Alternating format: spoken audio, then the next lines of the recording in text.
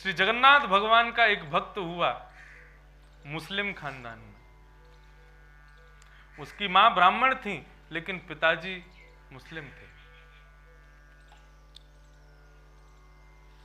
पिता का नाम याद नहीं मुझे, लेकिन पुत्र का नाम जो जगन्नाथ जी का भक्त था उसका नाम था साल बेग।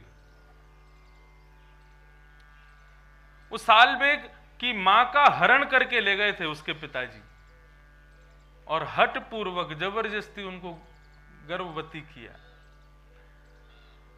सालबेग की मां रात्रि में अपने प्राणों को त्यागने के लिए समुद्र में कूदने लगी। तब मन में विचार करने लगी कि मेरे गर्भ में एक नन्हा सा बालक है, मेरा जीवन नरक बना दिया भले ही मेरे पूर्व कृत्यों ने, लेकिन मैं अपने बालक को एक श्रेष्ठ भक्त बना करके अपने इस जीवन को सुखद बना सकती हूं।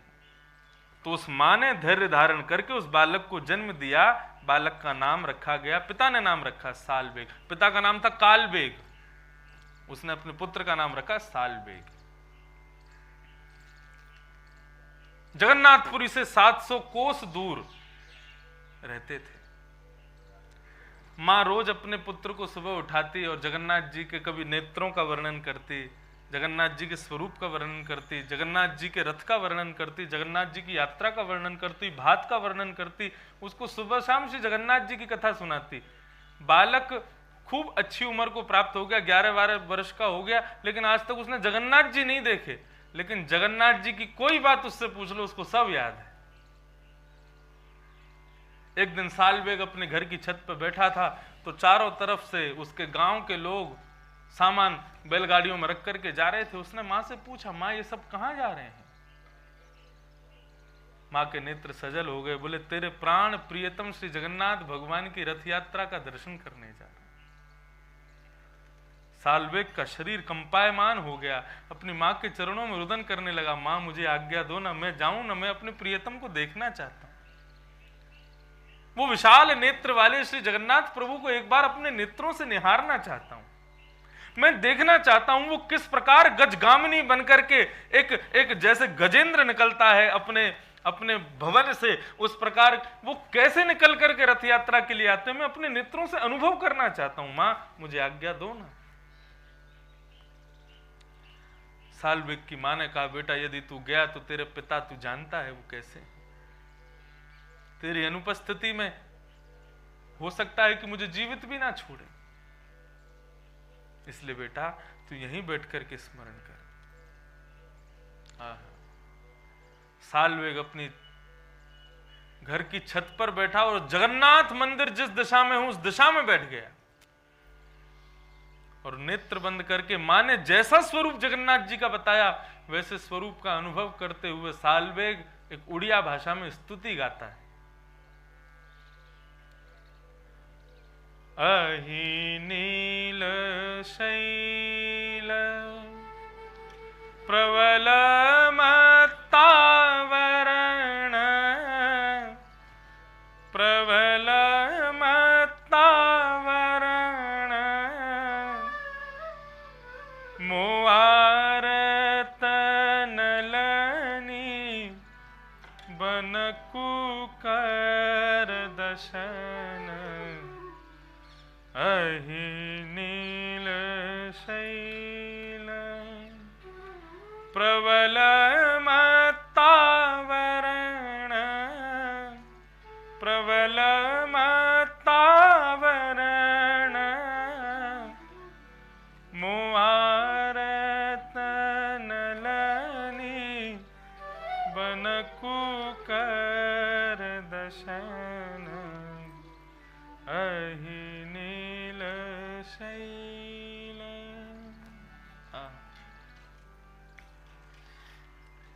अहि नील शैल प्रबल मत्तावरण।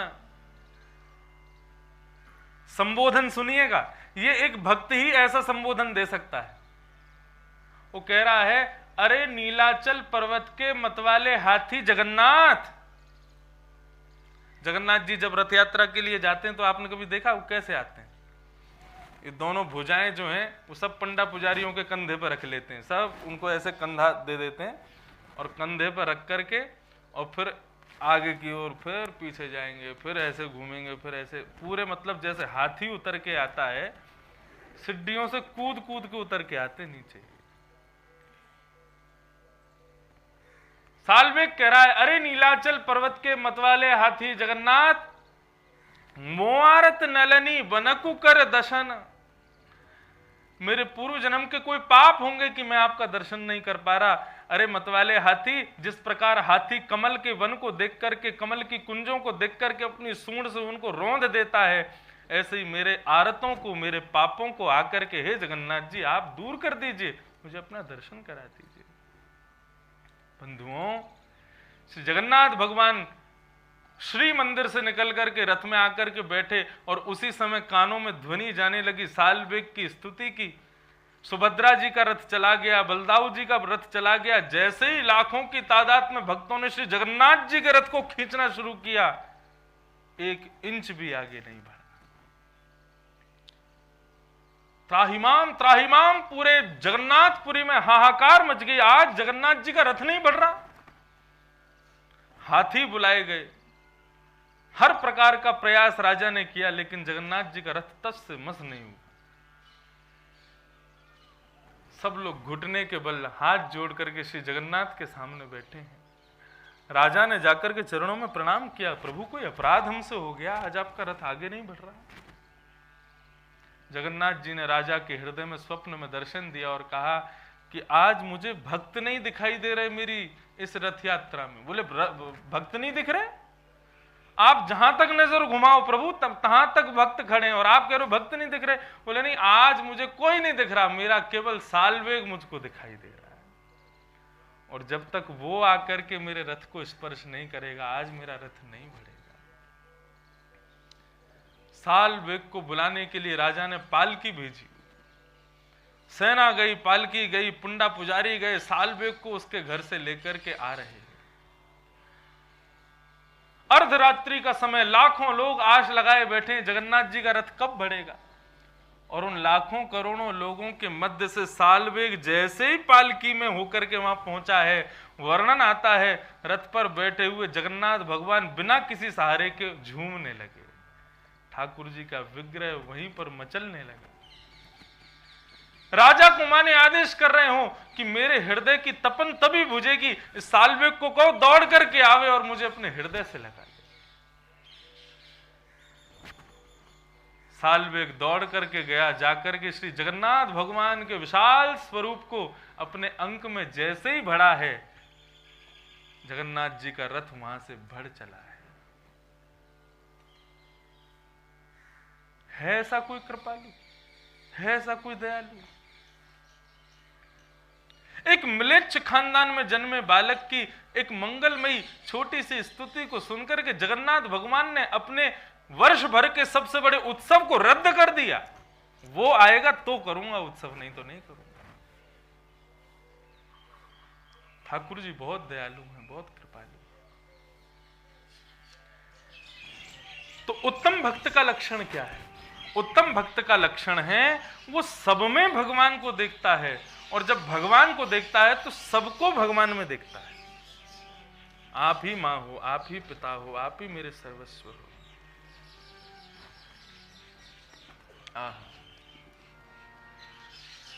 आज पूज्य पिताजी के पदों का स्मरण खूब हो रहा है। ना तो रूप है, ना तो रंग है, ना गुणों की कोई भी खान है। बंधुओं, इस पद को जाकर के श्री गोविंद देव जी को देखते हुए गाइएगा। आप हमें किस किस किस शर्त पर मिलोगे? हमको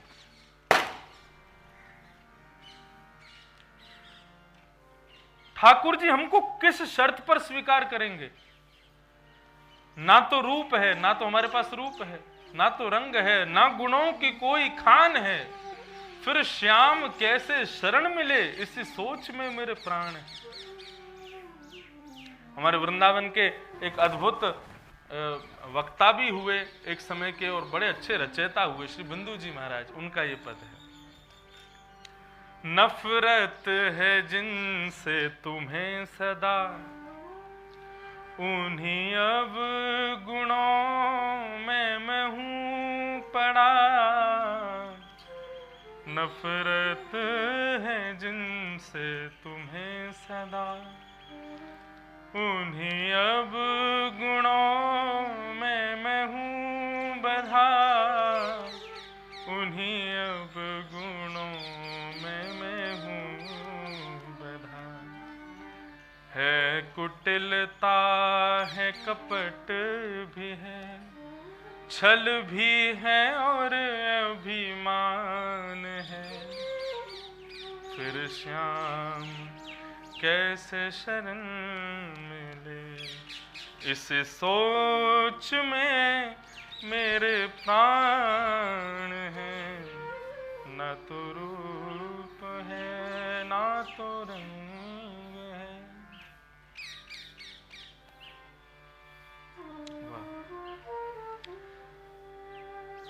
अपने आप को सौभाग्यशाली मानना चाहिए प्रत्येक दिन। मैं तो मानता हूं लाल जी अपना स्पर्श देते हैं, अपने गालों का स्पर्श देते हैं, भुजाओं का स्पर्श देते हैं, चरणों का स्पर्श देते हैं, अपनी सेवा कराने को देते हैं, अपनी कथा कहने को देते हैं। कितनी कृपा है हमारे ऊपर। कभी विचार कीजिए, ठाकुर जी ने इतना भी हमको अनुभव, इतनी भी कृपा ना की होती। मैं तो अपनी कथा में कहता हूं कि आप यदि रोज अपने ठाकुर जी के सामने 10 मिनट बैठते हैं और किसी दिन बहुत व्यस्तता के कारण आप 10 मिनट भी ना बैठ पाओ, तो ये मत सोचना कि आज बहुत व्यस्त था, मैं ठाकुर जी के समक्ष नहीं बैठ पाया। ये विचार करना मुझसे अपराध क्या हुआ कि ठाकुर जी ने अपने आगे भी नहीं बिठाया आज। अगर ठाकुर जी अपनी सेवा प्रत्येक दिन दे रहे हैं, अपना सन्मुख आपको रोज प्रदान कर रहे हैं, अपने आप को सौभाग्यशाली मानिए। तो उत्तम भक्त का लक्षण सब में भगवान को देखे और भगवान को सब में देखे। मध्यम भक्त का लक्षण क्या है? ईश्वरे तद्धीनेषु बालशेषु द्विषस्तु च प्रेम मैत्री कृपोपेक्षा यक करोति समध्यम।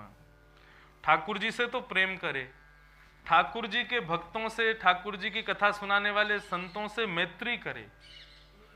जो लोग धर्म आध्यात्म को जानते नहीं हैं ऐसे लोगों पर कृपा करे, और जो धर्म आध्यात्म की मजाक उड़ाते हैं ऐसे लोगों की उपेक्षा करे। ये मध्यम भक्त का लक्षण है। तीसरा, साधारण भक्त का मतलब क्या, अर्थ क्या है? बोले अर्चयामे वहरये पूजाम यश श्रद्धये हेतये। बोले वो ठाकुर जी की केवल अर्चना में ही उसकी रुचि रहती है। मैं कितना सुंदर सजा दूं, कितना सुंदर ये कर दूं, लेकिन ठाकुर जी की कथा में, ठाकुर जी के संतों से मिलने में, उसमें उसकी कोई रुचि नहीं है। ऐसे भक्त को क्या कहा जाता है? साधारण। लेकिन ये तीनों ही हरि प्रिय नहीं है, ठाकुर जी के प्रिय नहीं है। ठाकुर जी का प्रिय कौन है? तब कहते हैं न काम कर्म बीजानाम यस्य चेतसि संभव वासुदैवैक निलय स वै भगवतप्तोत्तमः। न काम कर्म बीजानाम यस्य चेतसि संभव। जिसके हृदय में ठाकुर जी से कुछ भी मांगने की कभी कामना प्रकट ना हो, संसार की वस्तु ठाकुर जी से कभी ना मांगे, मांगे तो ठाकुर जी से ठाकुर जी को मांगे, आप मिल जाओ। जो ठाकुर जी से कभी कोई कामना ना करे, और सबसे बड़ी बात वासुदेवैक निलय, अपने शरीर को अपना शरीर ना मान करके ठाकुर जी का निलय यानी कि घर माने। मेरा शरीर क्या है? बोले ठाकुर जी का घर है। मेरे हृदय कुंज में श्री राधा गोविंद देव विराजेंगे। मेरे हाथों का कृत्य, मेरे चरणों का कृत्य, मेरे नेत्रों का दर्शन, कानों का श्रवण, जीव का बोलना, सब कुछ मेरे हृदय में विराजमान ठाकुर जी की प्रसन्नता के लिए है। ऐसे विचारधारा से जो जीता है कि मुताधोक्षज प्रिया, वो ठाकुर जी के प्रिय है। लाल जी कहते हैं वो मुझे अति प्रिय है, वो मुझे बहुत प्रिय है। तो दो बातें याद करनी है।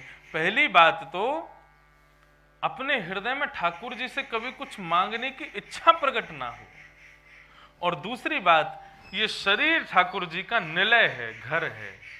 उस प्रकार से इस शरीर का भरण पोषण किया जाए तो ठाकुर जी कहते हैं वो मुझे प्रिय है, वो मेरा प्रियतम है।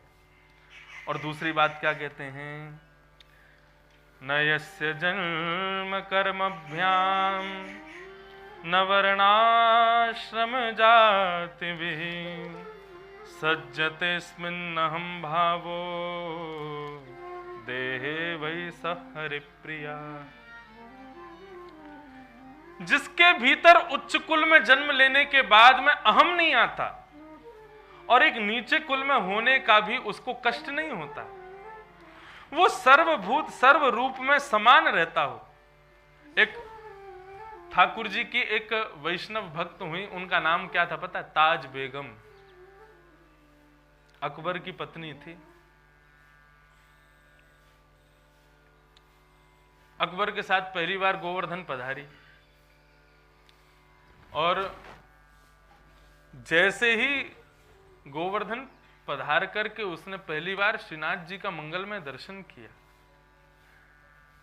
ऐसा वर्णन आता है कि गोस्वामी श्री विट्ठलनाथ जी की कृपा पात्र थी वो। श्री वल्लभाचार्य जी के पुत्र गोस्वामी श्री विट्ठलनाथ जी, जिन्होंने श्रीनाथ जी के स्वरूप का श्रृंगार वर्धन किया, उनसे दीक्षित थी ताज बेगम। उन पर कृपा की थी स्वामी गोस्वामी श्री विट्ठलनाथ जी ने। तो अंदर जाकर के दर्शन करने का तो नहीं था, उनको अनुमति नहीं थी। तो श्रीनाथ जी के बाहरी द्वार से ही ताज बेगम को श्रीनाथ जी की छवि दिखाई गई।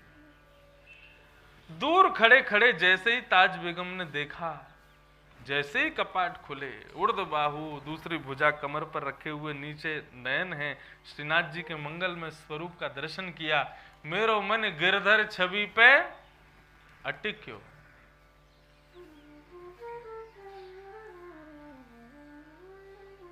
श्री कृष्णदास जी का यह अद्भुत भाव, मेरो मन, भाव से गाइए सब लोग, जितने भी लोग यहां बैठे हैं। और सबसे बड़ी बात देखिए, यहां पर एक और बात ठाकुर जी क्या कह रहे हैं, जिसके भीतर कभी भी अहम भाव नहीं होता वो मेरा प्रिय है। मतलब जिसको कभी शर्म नहीं आती हो, मेरी भक्ति करने में किसी भी प्रकार की विचारधारा उसके मन में ना रहती हो, वो सब कुछ भूल करके मेरा भजन करता हो, वो मेरा प्रिय है। तो इसलिए सुबह सुबह का समय, ब्रह्म मुहूर्त का समय, आज ठाकुर जी का जन्मोत्सव, भागवत जी का जन्मोत्सव मनेगा, गोविंद देव जी की शरण है। प्रेम से भाव से गाओ। श्री गिरधर लाल जी विराज रहे हैं, कृष्णदास जी का ये भाव, मेरो मन गिरधर छवि पेट क्यों, मेरो मन गिरधर छवि पेट, मेरो मन गिरधर छवि पेट क्यों, मेरो मन गिरधर छवि पेट, मेरो मन गिरधर छवि पेट क्यों, मेरो मन गिरधर छवि पेट। वैसे तो ये भाव कृष्णदास जी ने एक वैश्या के लिए गाया था, लेकिन ताज बेगम की भी यही स्थिति है। उसने जैसे ही ठाकुर जी के मंगल में स्वरूप को देखा है, वो देखती रह गई ठाकुर जी को। ललित त्रिभंगी चाल पे चल के, ललित त्रिभंगी चाल पे चल के, ललित त्रिभंगी चाल पे चल के, ललित त्रिभंगी चाल पे चल के, चिबुक चारु गढ़ ठट क्यों, मेरो मन चिबुक,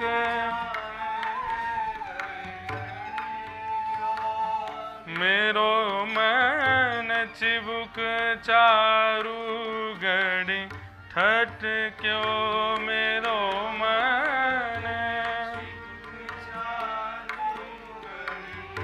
हटक्यो मेरो मन गिरधर छवि पेट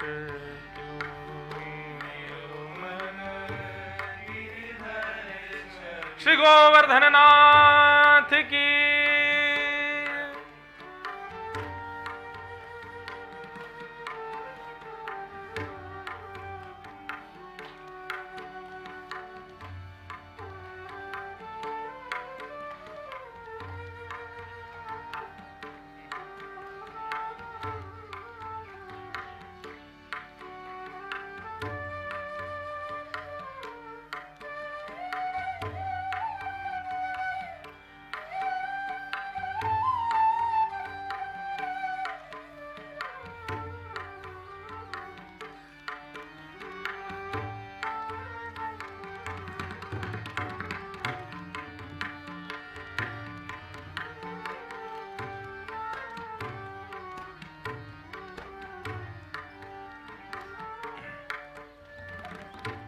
सजल श्याम घन वरण लीन है, सजल श्याम घन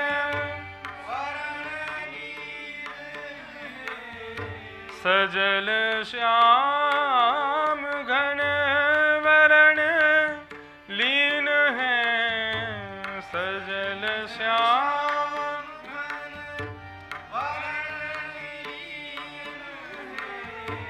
फिर चित अनत न भटक्यो,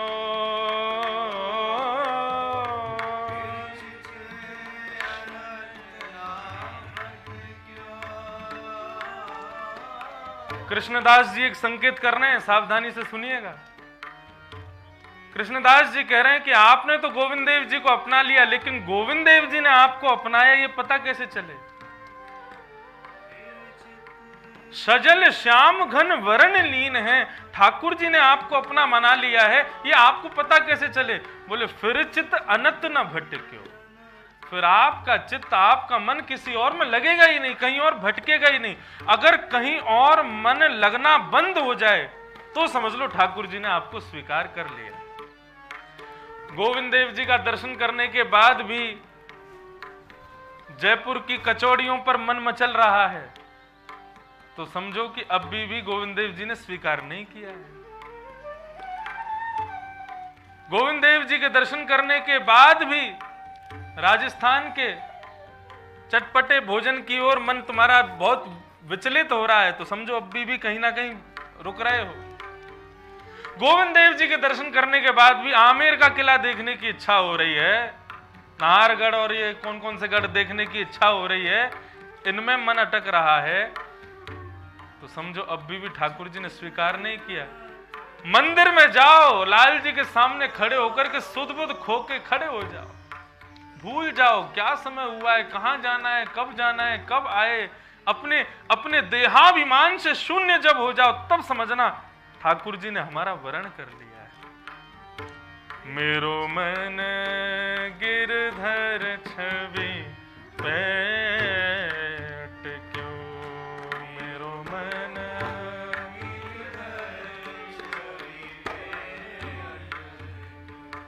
मेरो मन गिरधर छवि पेट क्यों, मेरो मन।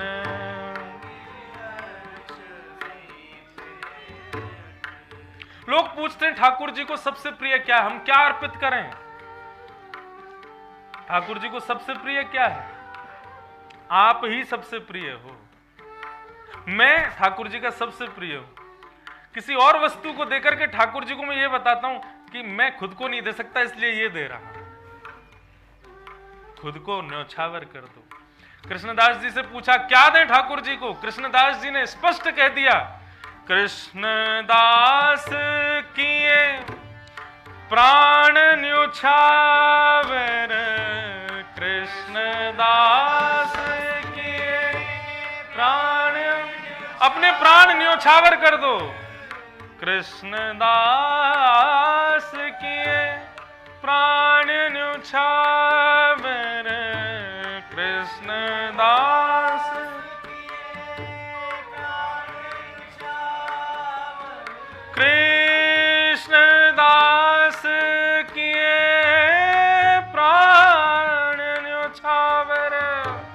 कृष्ण दास किए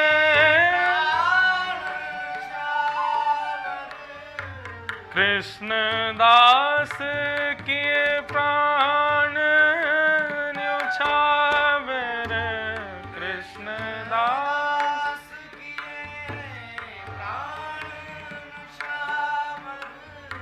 यह तन जग सिर पट क्यों यह तन जग सिर पट क्यों यह तन जग सिर पट क्यों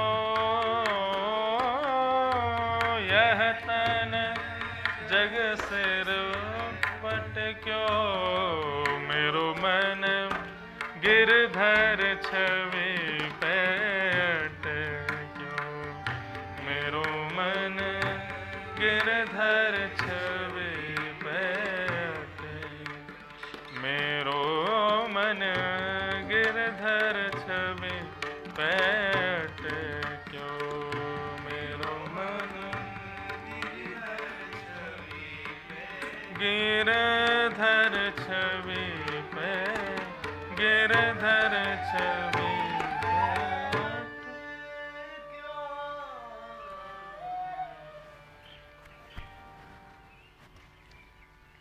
ताज बेगम श्रीनाथ जी के मंगल में स्वरूप को देखती है और मानो देखती रह जाती है। ताज बेगम ने कई पद लिखे। अच्छा, जब प्रेम अनंत हो जाता है ना, तो प्रेम कैसे निकलता है? शब्दों से निकलता है। हमने प्राचीन काल के भक्तों में यही तो पाया। जब भक्ति शतक आया था हमारे भारत में, 100 वर्ष तक केवल भक्ति हुए थे। और हमको कभी कभी लगता है महाराज जी कि भक्तों पर तो ठाकुर जी खूब कृपा, अकबर पे भी खूब कृपा थी ठाकुर जी की। उसको कितने संतों के दर्शन हुए, स्वामी श्री हरिदास जी के दर्शन, उसको विठलनाथ जी के दर्शन, उसकी पत्नी ऐसी ऐसी बड़ी बड़ी भक्ता, कितनी कृपा की ठाकुर जी ने अकबर पे भी। तो भक्ति शतक आया था, उस समय खूब भक्त हुए थे। तो मैं निवेदन कर रहा था कि प्रेम जब अनंत हो जाता है तो शब्द बन करके निकलने लगता है। और उन्हीं शब्दों को इस प्रकार से अष्ट सखाओं ने, मीराबाई ने, सब वैष्णवों ने लिख करके गाया है।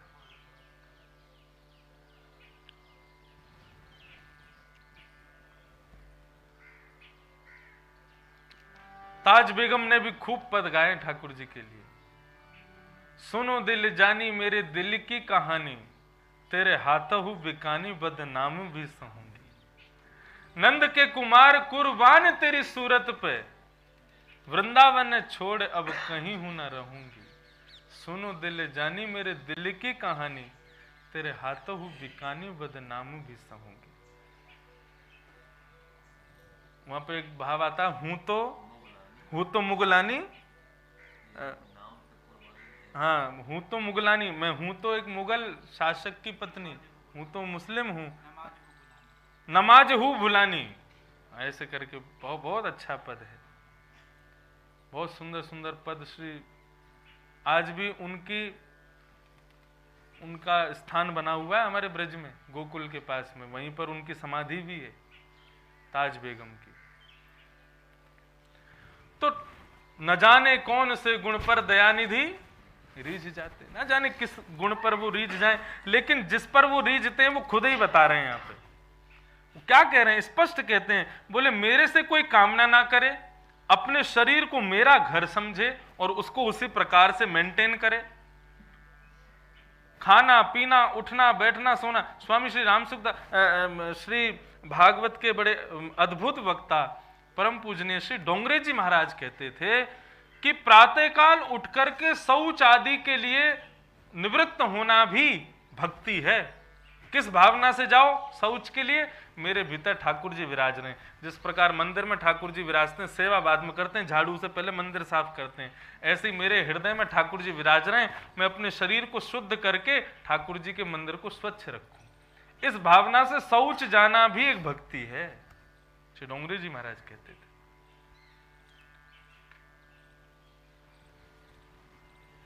तो वासुदेवैक निलय, अपने शरीर को ही ठाकुर जी का घर समझो। ऊंचे कुल में जन्मे हो तो अभिमान मत करो, नीचे कुल में जन्मे हो तो उसका दुख मत मनाओ। न वर्णाश्रम जाति भी, वर्णाश्रम जाति का उसके अंदर कोई जात पात पूछे नहीं को, हरि को भजे सो हरि को हो। जो हरि का है वो हरि का है, उसमें जाति पाति कोई काम नहीं आती। स हरे प्रिय, वो मेरे प्रिय है, मैं उनसे बहुत प्रेम करता हूं। इस प्रकार से यहां पर राजा के प्रश्न का उत्तर देते हुए हरि ने उत्तर में ये 4 भक्त बताए। आगे राजा ने प्रश्न किया कि ठाकुर जी की माया क्या है, मुझे माया के बारे में बताइए, ये माया किसे कहते हैं। तब यहां पर अंतरिक्ष नाम के योगेश्वर ने उत्तर दिया, एषा माया भगवतः सर्गस्थित्यन्यकारिणी। माया किसे कहते हैं? उत्पत्ति, पालन और प्रलय, इसी को माया कहते हैं। मतलब हमारा जन्म से मृत्यु तक सब माया ही माया है, ये माया ही है, इसी को माया कहते हैं। आज हम जहां जॉब करते हैं वहां बहुत प्रशंसा हमें मिल गई, तो प्रशंसा को माया ही समझना, क्योंकि प्रशंसा आपको उसकी तरफ और आकृष्ट करेगी, उसकी तरफ और बांधेगी। परिवार के सब बंधुजन बहुत प्रेम करने लग जाए ना, और परिवार में आपकी और आसक्ति बढ़े, उसको भी माया ही समझना।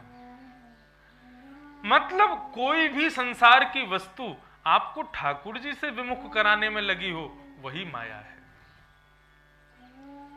चाहे वो टिकिया हो, भल्ले हो, कचौड़ी हो, समोसा हो, पापड़ हो, जलेबी हो, सुंदर दृश्य हो, पहाड़ हो, वातावरण हो, चाहे कोई भी वस्तु जो आपको अपनी ओर आकृष्ट करे, वही माया है। माया से बचा कैसे जाए, अगला प्रश्न किया राजा ने। बोले तो इस माया से बच कैसे सकते हैं? तब प्रबुद्ध नाम के योगेश्वर ने उत्तर दिया कि इस माया से बचा कैसे जा सकता है। आहा, कितना सुंदर उत्तर दे रहे हैं। तस्मात् गुरुं प्रपद्येत जिज्ञासु श्रेय उत्तमम् शब्दे परे च निष्णातं ब्रह्मण्योपशमाश्रयम्।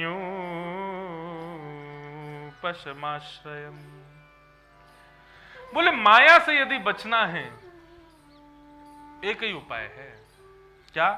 तस्मात् गुरुं प्रपद्येत, एक श्रेष्ठ गुरु की शरण ग्रहण करो।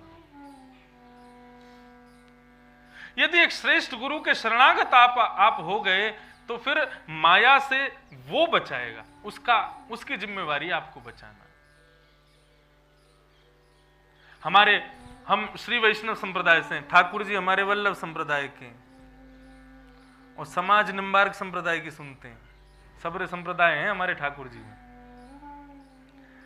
नाथ द्वार में कई लोग कहते हैं, बोले आप श्री वैष्णव संप्रदाय के और वल्लभ कुल की सेवा करते हो। मैंने कहा हमारे ठाकुर जी अचार के शौकीन हैं, उनको चटपटे में स्वाद आता, सब चाहिए। मैंने की रोटी सब्जी रोज खवाओ तो बोर रह जाएगा ना। अकेलो वल्लभ कुल ही ठाकुर जी की सेवा करे, वो बोर रह जाएंगे। मुझको तो रामानुजी भी चाहिए, मुझको निम्बार्की भी चाहिए, मुझको वल्लभ कुली भी चाहिए, मुझको रामानंदी भी चाहिए। सब आओ, सब दर्शन दे। तो हमारे ठाकुर जी चटपटे के शौकीन है, सबको रस ले में। तो हमारे श्री वैष्णव संप्रदाय के आचार्य श्रीमद भाष्यकार स्वामी श्री रामानुजाचार्य जी, हमारा जो अष्टाक्षर गुरु मंत्र है, वो पहली बार जब रामानुजाचार्य जी को मिला, तो रामानुजाचार्य जी मंत्र से प्रसन्न थे, लेकिन वे चाहते थे कि मुझे मंत्र का पूरा भावार्थ समझाया जाए, मैं समझूं कि अष्टाक्षर मंत्र का अर्थ क्या है। अच्छा, एक प्रश्न आया था कि गुरु मंत्र का वाचन क्यों नहीं किया जाता, गुरु मंत्र किसी को बताया क्यों नहीं जाता, क्यों मना किया जाता है कि गुरु मंत्र किसी को नहीं बताना चाहिए।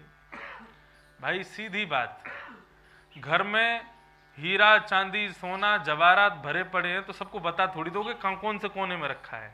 क्यों बता दिया तो क्या होगा, चोरी होने का डर होता है, कभी किसी की मति बिगड़ गई तो चोरी हो गया। तो ऐसे ही गुरु के द्वारा दिया गया मंत्र एक रत्न के समान है, उसको गोपनीय रखो, उसको गुप्त ही रहने दो।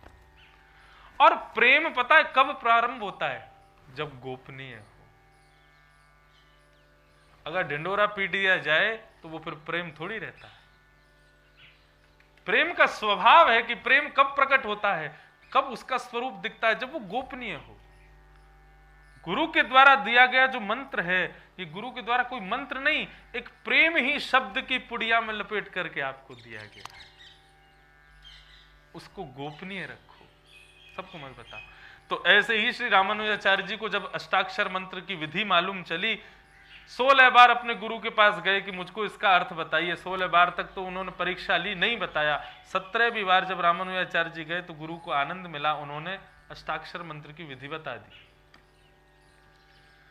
एकांत में बैठ करके श्री रामानुजाचार्य जी ने माला हाथ में लेकर के जैसे ही अष्टाक्षर मंत्र का पहला जाप किया, 108 मनके की नहीं, केवल एक बार अष्टाक्षर मंत्र बोला, इतने में ही उनको चंदन की कपूर की सुगंधी आने लगी, दिव्य तेज नेत्रों में चमकने लगा। नेत्र खोल करके देखा तो शंख चक्र गदा पद्मधारी श्रीमन नारायण उनके सामने खड़े होकर के मूर्तिमान रूप से दर्शन दे रहे हैं। जैसे ही रामानुजाचार्य जी ने सामने देखा ठाकुर जी खड़े हैं, प्रणाम नहीं किया, कुछ निवेदन नहीं किया, अरे डट करके थोड़ी देर ठाकुर जी को देखा भी नहीं। जैसे ही देखा मेरे मंत्र गाते ठाकुर जी प्रकट हो गए हैं, तो तिरुचि में, तिरुचिरापल्ली में हमारे श्री वैष्णव संप्रदाय का सबसे मुख्य, हमारा जो गुरु स्थान मुख्य स्थान है वह है श्री रंगनाथ मंदिर, श्रीरंगम, तिरुचिरापल्ली। वहां का गौपुरम इतना ऊंचा है कि आपको 10 किलोमीटर दूर से वो दिखाई देने लग जाएगा। गौपुरम बहुत ऊंचा है। श्री रामानुजाचार्य जी उस गौपुरम के ऊपर चढ़ गए और ऊपर चढ़ करके अपने गुरु मंत्र का जोर जोर से वाचन करने लगे, चारों दिशाओं में चिल्ला चिल्ला करके गुरु मंत्र कहने लगे।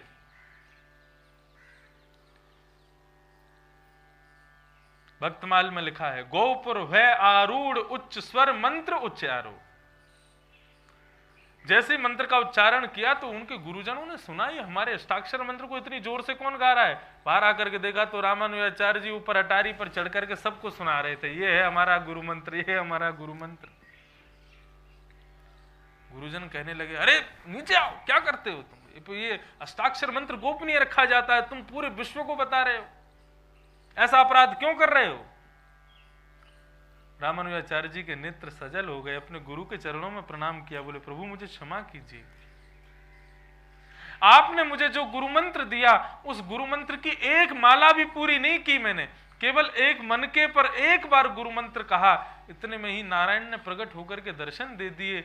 मैं केवल अपने कल्याण तक सीमित क्यों रहूं, ऐसा मंत्र मेरे गुरु ने मुझे दिया जिससे नारायण प्रकट हो जाते हैं, मैं तो पूरे विश्व को सुना दूंगा ये मंत्र, सब गाओ और सब ठाकुर जी का दर्शन कर लो ताकि सबका कल्याण हो जाए।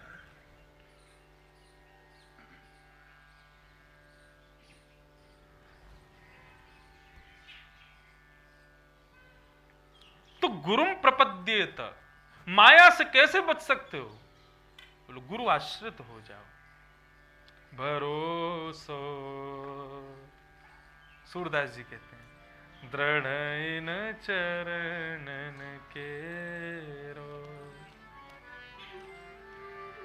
श्री वल्लभ नख चंद्र छटा बिन, श्री वल्लभ नख चंद्र छटा बिन, सब जग माझे अंधेरो।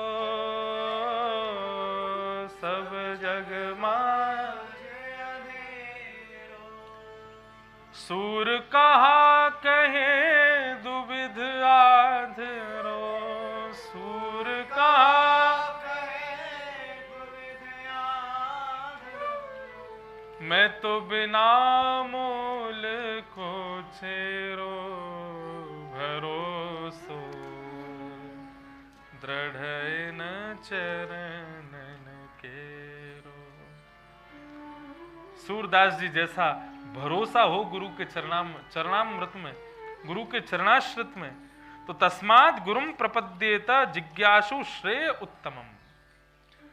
माया से बचने का उत्तम कारण, उत्तम उपाय एक ही है, बोले क्या? अपने गुरु के चरणों में आश्रित हो जाओ, अपने गुरु के वचन अटल कर मानो, साधु समागम कीजिए, मन रे कृष्ण नाम कह लीजिए। गुरु के प्रति पूर्ण विश्वास, गुरु की बात के प्रति पूर्ण विश्वास, यही माया से आपको बचा सकता है। अगला प्रश्न किया, बोले गुरु कैसा होना चाहिए, गुरु के अंदर गुण कैसे हों? गली गली में गुरु फिरे, हमसे दीक्षा लियो, स्वर्ग जाओ चाहे नरक में, हमें तो बस लिफाफा दियो। ऐसे गुरुजन नहीं चाहिए। गुरु कैसे होने चाहिए? शब्दे परे च निष्णातम ब्रह्मण्युपशमाश्रयम। बोले शब्द ब्रह्म में भी निष्णात होना चाहिए, मतलब विद्वान होना चाहिए गुरु, और परम ब्रह्म की सेवा में भी निष्णात होना चाहिए। ठाकुर की भी सेवा करे और शब्द ब्रह्म की भी सेवा करे। इन दो सेवाओं में तल्लीन जो गुरु है उसकी शरण में चले जाओ, माया से आप बच जाओगे। अगला प्रश्न किया, हम माया से बच गए, हमें कैसे पता चले? माया ने अब हमारा पीछा छोड़ दिया, ये मुझे कैसे पता चले कि अब मुझे माया कभी नहीं सताएगी? तो यहां पर वर्णन किया गया है, क्वचित रुदन्त्यच्युत चिंतया, क्वचित हसन्ति नंदन्ति वदन्ति लोकिका, नृत्यन्ति गायन्ति अनुशीलयन्त्यजम्, भवन्ति तूष्णीं परमित्य निवृता। आप माया से निवृत्त हो गए, ये पता कैसे चले? बोले क्वचित रुदन्ति, आप कभी भी रोने लग जाओगे। और कब रोने लगो? बोले चिंतया क्वचित, आप कभी भी ठाकुर जी का चिंतन में बैठ जाओगे। हसंती नंदंती वदंते लौकिका, कभी हंसने लग जाओगे, कभी वादन करने लगोगे, कभी गायन करने लगोगे, कभी उर्द बाहु करके नृत्य करने लगोगे। नृत्यंति गायन यनुशील न्यंत्यजम, कभी गान करोगे, कभी नृत्य करोगे, उसमें विचार नहीं करोगे कि मैं कैसे कर रहा हूं। तो समझ लेना कि आप माया से निवृत्त हो गए। ऐसी स्थिति हो जाए तब समझना कि अब माया आपको नहीं सताएगी। मीराबाई को जब जब ठाकुर जी की बहुत याद आती थी ना, तो मीराबाई क्या करती थी? कभी संतों से बात करती थी, कभी किसी से कहती थी, संदेशा ले जा रहे पक्षी। पक्षी भी कभी कोई देखते थे ना कि ये वृंदावन की दिशा की ओर जा रहे हैं, तो उनको भी कह कह करके सुनाती थी कि कन्हैया को मेरा संदेश जाके सुना दो। हर प्रकार की कोशिश करती, लेकिन मीराबाई को सबसे ज्यादा सुख मिलता था रात्रि में एकांत में बैठकर के मीराबाई पद लिखती थी और पत्र लिखती थी ठाकुर जी को। मोहन को पत्तियां लिखूं पर लिखी ही न जाए, मोहन को पत्तियां लिखूं लिखी ही न जाए। किसी ने पूछा क्यों नहीं लिख पाती हो फिर पत्र?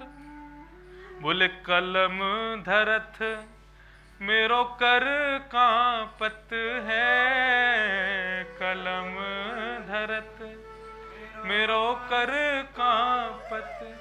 बोले जब अपने प्रियतम के लिए पत्र लिखने बैठती हूँ ना, मन तो करता है क्या क्या लिख दूं, लेकिन लिख नहीं पाती। बोले क्यों नहीं लिख पाती? बोले कलम धरत मेरो कर कांपत है, मेरे हाथ कांपने लग जाते हैं जब मैं कलम से लिखने बैठती हूँ।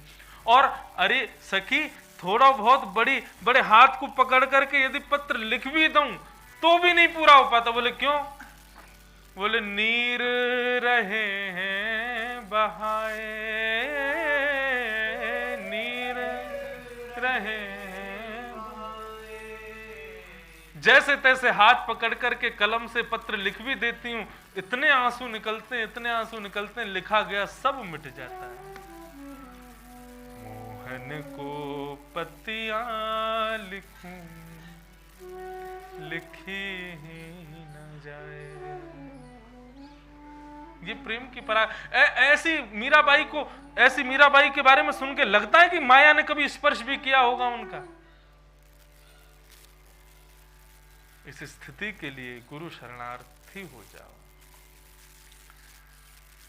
भगवान नवयोगेश्वर संवाद के माध्यम से परम सुख हमको यहां प्रदान कर रहे हैं। आगे के योगेश्वरों की चर्चा कल सुनेंगे। अब उत्सव की ओर चलें। आज भागवत जयंती है, लाल जी का मंगल में जन्मोत्सव हम लोग मना रहे हैं। तो दसम स्कंद में सीधे ठाकुर जी के जन्मोत्सव की कथा की ओर चलते हैं। थोड़ी देर नंदोत्सव की कथा कह करके, थोड़ी बधाई गान करके आज के उत्सव को विराम देंगे। नंदस्त्वात्मज उत्पन्ने जाता ह्लादो महामनाः आहूय विप्रान् वेदज्ञान् स्नातः सुचिरलंकृतः।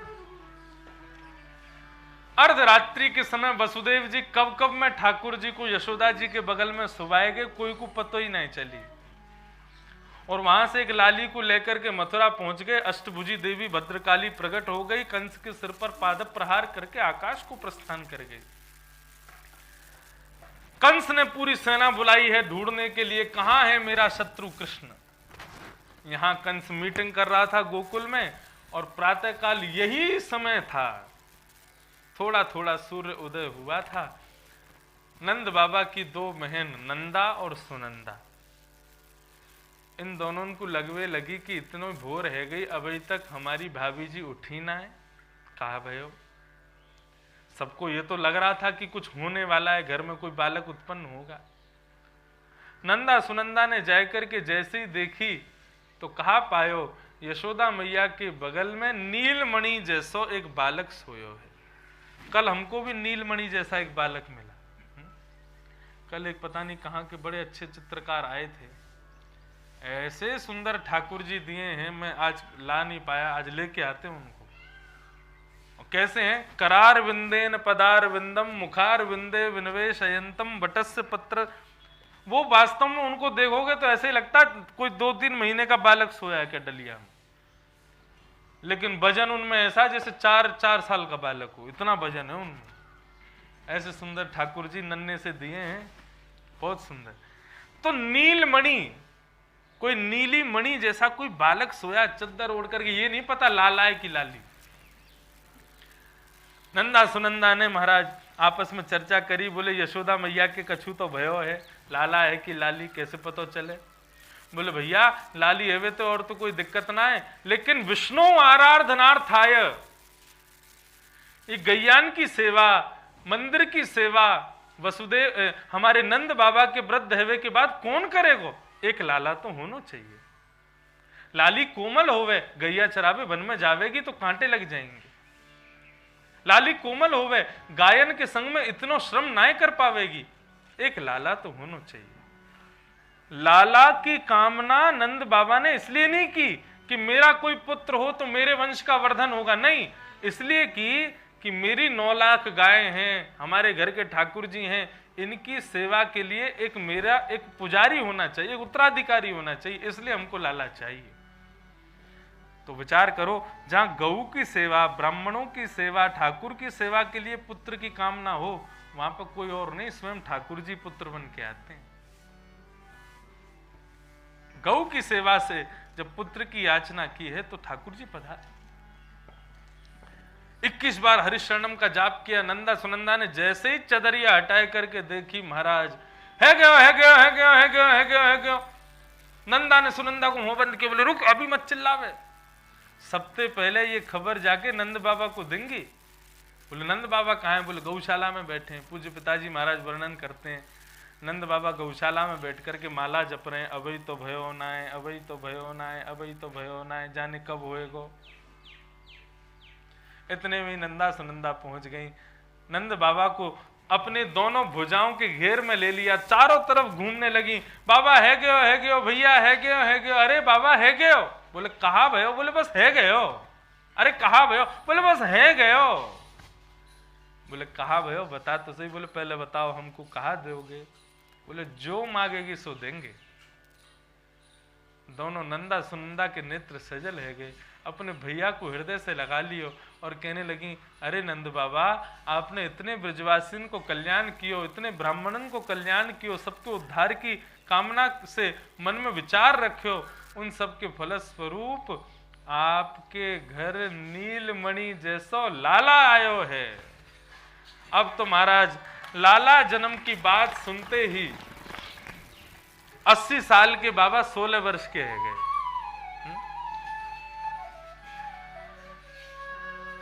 सीधे सुनते ही जमुना जी में कूदे हैं, निकल करके बाहर आए, पीले वस्त्र पहने, पीले बाबा बिल्कुल तैयार है गए, दुल्हा बन गए। लियो रे छोरा दर्पण, दर्पण में देख रहे हैं। बोले कैसा लग रहा हूं? बोले बाबा बिल्कुल दुल्हा से लग रहे हो आज तो। जब कृष्ण हृदय में प्रकट होते हैं ना, घोड़ी पे बैठने वाले दुल्हा से भी ज्यादा प्रसन्नता होती है। संसार में सबसे ज्यादा सुख किसको मिलता है? जो घोड़ी पे बैठता है। लेकिन उससे ज्यादा सुख किसको मिलता है? जिसके हृदय में ठाकुर जी प्रकट हो जाते हैं।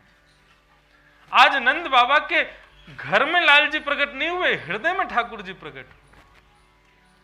नंद बाबा खूब आनंद से लुटा रहे हैं। वाचयित्वा स्वस्तैनम जात कर्मात्मजस्य वै कारयामास विधिवत पितृदेवाचनम यथा। सब स्वस्ति वाचन गा रहे हैं, लाला को दर्शन देवे के काजे, बधाई लेवे के काजे। महाराज पूरे ब्रज में आनंद है रहे है।